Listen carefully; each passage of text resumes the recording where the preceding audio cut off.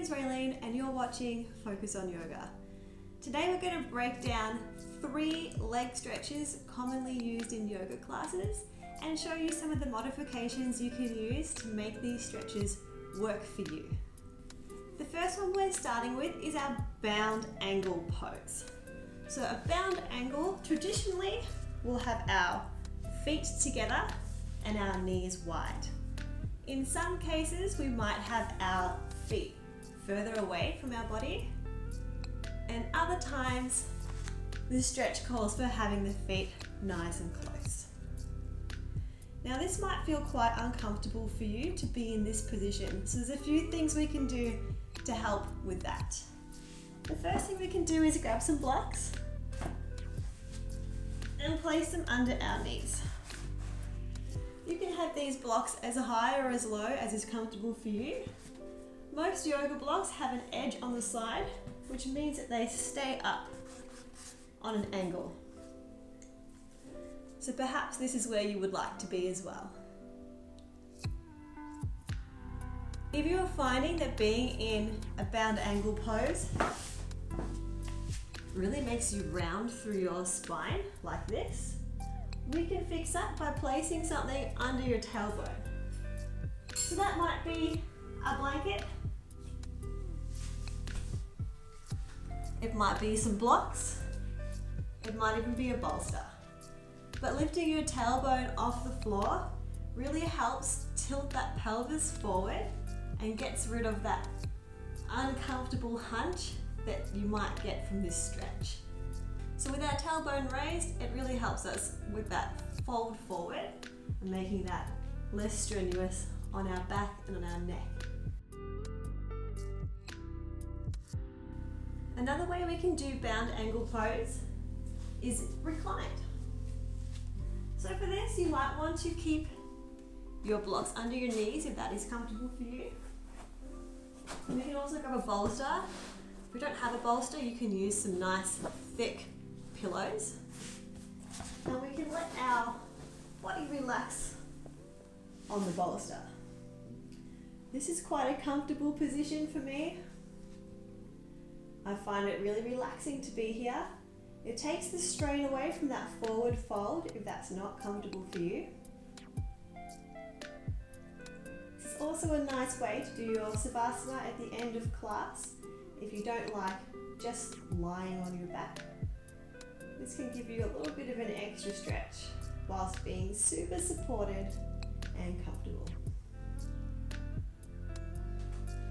Now if you're finding a bound angle pose really easy, we can make it harder by placing a block underneath your feet.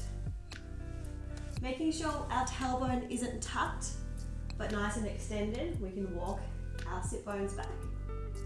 And this can create more of a fold if you're going for that forward fold in your bound angle pose. And it helps increase the stretch in your hips. The next stretch we're going to look at is our seated forward fold. So quite similar to our bound angle pose. If you're finding that you're really having a hard time reaching forward here and you're arching a lot through your spine, placing a block or a blanket or a bolster underneath your tailbone will help assist that forward fold and make this feel much more comfortable for you. Another thing we can do here is bend the knees. So if you're finding it really strenuous on your hamstrings to have straight legs here, we can take a slight bend in the knees. Another way to support this is to roll up a blanket and just pop that underneath your knees for a little bit of cushion. If you need a lot of cushion, grab the bolster and pop that there instead. Now sometimes, particularly in more of a restorative style of class, we'll be holding this pose for quite a long time. So if you're finding it really hard to hold this fold, you can't reach your feet, there's nowhere to grab, this is where we can use our strap.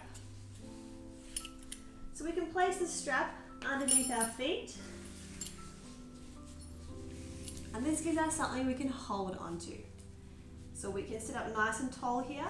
If you needed that support underneath your tailbone, pop that in.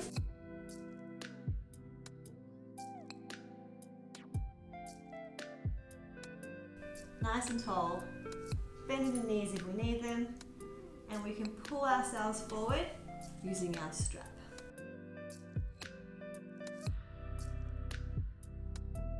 Now the third stretch we're looking at today is our pigeon stretch.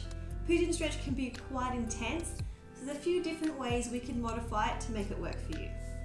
The first modification, if you find this stretch isn't too bad, is to take a block and place it under your hip. So I have one knee forward and I'm twisting the foot to send the leg parallel to the front of the mat if you can, or you can bend it back in if that's not possible for you. I'm placing the block underneath my butt on my front leg. This stops me from sinking into that stretch and just helps give a little bit of support for me to hold this shape without too much discomfort.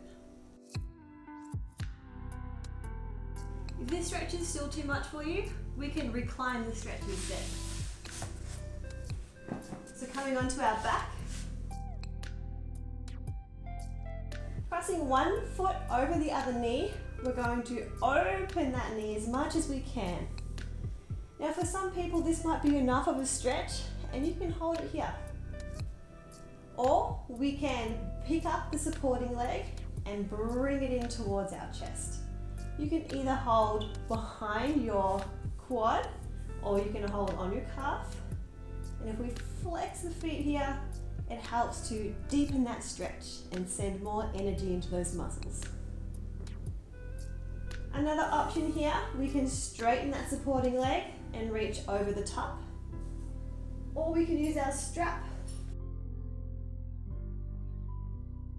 over our leg here to help bring that leg in if we're finding it hard to grab. You can also use your strap behind your leg if you've got that bent leg here as well, just to help give you something else to hold on to if you're having a hard time reaching for that leg. I hope you found those tips useful.